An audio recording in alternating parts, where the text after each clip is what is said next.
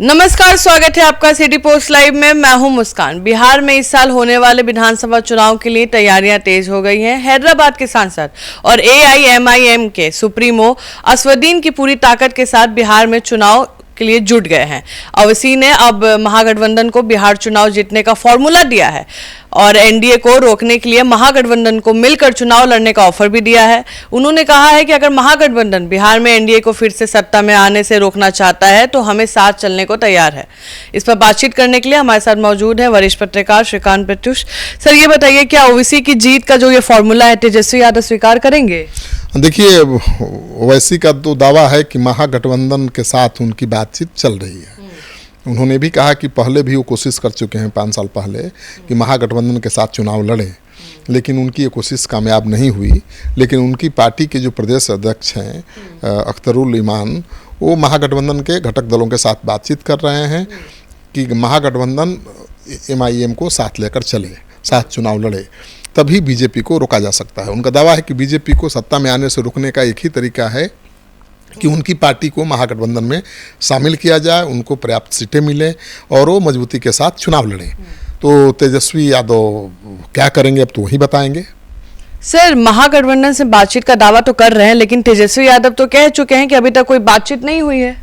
बिल्कुल, तेजस्वी यादव से भी पूछा गया था कि क्या एमआईएम के साथ महागठबंधन का गठजोड़ हो सकता है, तो उन्होंने कहा था कि अभी इस संबंध में कोई बातचीत नहीं हुई है। आपको पता ही है कि तेजस्वी यादव के साथ एमआईएम का रिश्ता 36 का है। पिछले चुनाव में 19-20 सीटों पर लड़े थे ओवैसी और 5 सीटों पर जीत मिली थी। तो वोट का परसेंटेज भी ठीक ठाक था उनका। 20 सीटों पर जहां चुनाव लड़े थे, उन सीटों के वोट परसेंटेज को देख लिया जाए तो उन्हें 15% वोट मिले थे, तो अच्छा खासा प्रभाव था और 5 सीटें जीतने में कामयाबी भी उनको मिली थी। तो तेजस्वी यादव ने तो अभी संकेत नहीं दिया है कि बातचीत चल रही है, उनके साथ गठजोड़ करेंगे, क्योंकि तेजस्वी यादव के साथ उनके विधायक 4 चले गए थे जीतने के बाद, तो वो खटास है रिश्ते में। लेकिन अब वैसे ही चाहते हैं कि उनके ऊपर ये आरोप न लगे, जैसा कि महागठबंधन के नेता लगाते रहे हैं कि बीजेपी की भी टीम है, वो बीजेपी को फायदा पहुंचाने के लिए चुनाव लड़ते हैं। तो इस आरोप से मुक्त होने के लिए वो कह रहे हैं कि भाई हम तो ऑफर दे रहे हैं कि साथ मिलकर हमको भी लड़ाओ, साथ लड़ते हैं, बीजेपी को रोकते हैं। सर, सुनने में आ रहा है कि तेजस्वी यादव 5 से ज्यादा सीट देने को तैयार भी नहीं है। हाँ, देखिए, जो बातचीत चल रही है इसका कंफर्मेशन तो तेजस्वी यादव ने किया नहीं है, लेकिन सूत्रों के हवाले से जो खबर आ रही है कि बातचीत चल रही है और एमआईएम को 5 सीटों का ऑफर दिया गया है। तो जो एमआईएम 50 सीटों पर लड़ने की तैयारी कर रहा है, वो 5 सीटों पर मानेगा मुझे नहीं लगता है। 5 तो उसकी जीती हुई सीटें हैं, 4 विधायक चले गए आरजेडी के साथ, और फिर तेजस्वी यादव कहेंगे कि 5 सीट पर लड़ लीजिए तो लड़ेंगे। तो 50 सीटों पर लड़ने की तैयारी कर रहे हैं और केवल कोसी सीमांचल में ही नहीं बल्कि कई बिहार के उन जिलों में भी लड़ने की कोशिश करेंगे वो, जहां पर कम अल्पसंख्यक हैं। कोसी सीमांचल में तो अल्पसंख्यकों की अच्छी खासी आबादी है। पिछली बार जो 5 सीटें जीते थे वो अररिया, पूर्णिया, कटिहार और किशनगंज की सीटें थीं, यानी आप कह सकते हैं पूर्वी बिहार के सीमांचल क्षेत्र की सीटें थीं। तो इस बार तो 50 सीटों पर लड़ने का ऐलान कर चुके हैं और बिहार में तो अल्पसंख्यक समाज का अच्छा खासा वोट बैंक है।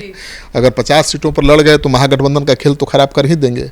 तो वो आरोप न लगे कि बीजेपी को फायदा पहुंचा दिया, महागठबंधन को नुकसान कर दिया, इसलिए वो कह रहे हैं कि भाई हम तो तैयार हैं महागठबंधन में आने के लिए। अकेले चुनाव लड़ेंगे तो ज्यादा नुकसान किसको है, भाई?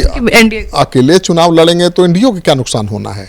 वो तो अल्पसंख्यक समाज के नेता हैं, उनके चुनाव लड़ने से अल्पसंख्यक वोटरों की गोलबंदी हो सकती है।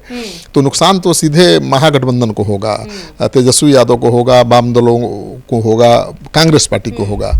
क्योंकि देखिए, कोसी सीमांचल में बहुत ज़्यादा ऐसी सीटें हैं जहाँ पर 40% से लेकर 70% अल्पसंख्यक हैं। तो उन सीटों पर तो महागठबंधन का झंडा फहरा सकता है अगर ओवैसी एक साथ आ जाए, लेकिन ओवैसी की मांग ही बहुत बड़ी होगी।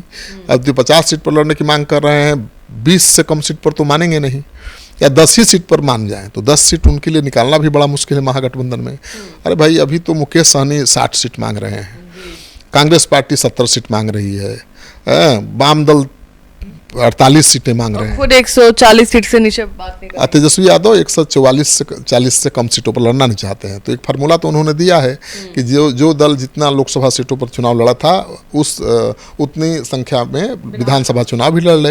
यानी अगर एक सीट पर लड़ा था तो 6 विधानसभा पर लड़ ले, एक लोकसभा पर लड़ा था तो 6 विधानसभा पर लड़ ले। तो कांग्रेस पार्टी 9 सीटों पर लड़ी थी, 9 छक 54 सीटों पर लड़ने का ऑफर है। उसी तरह से वाम दलों के प्रतिनिधि 5 सीटों पर लड़े थे तो उनको 30 सीटों का ऑफर है। और तेजस्वी यादव अपने पास 138-40 सीटें रखना चाहते हैं। अब ऐसे में मुकेश सहनी को कैसे 60 सीटें मिलेंगी और वैसी आ जाएंगे तो उनके लिए सीटों का जुगाड़ कैसे होगा। तो बहुत तरह का अभी झोल झाल दिखाई दे रहा है। और मुकेश सहनी के बारे में ये भी खबर आ रही है कि बीजेपी के संपर्क में है या बीजेपी उनके संपर्क में है। बीजेपी इंतजार कर रही है उनके हाँ कहने का और इसीलिए एनडीए में सीटों का बंटवारा फाइनल नहीं हो पा रहा है। तो आप सुन रहे थे पूरे डिबेट को और आपको क्या लगता है हमें जरूर साझा करिएगा अपना ओपिनियन कमेंट सेक्शन में। तब तक के लिए बने रहे हमारे साथ। धन्यवाद।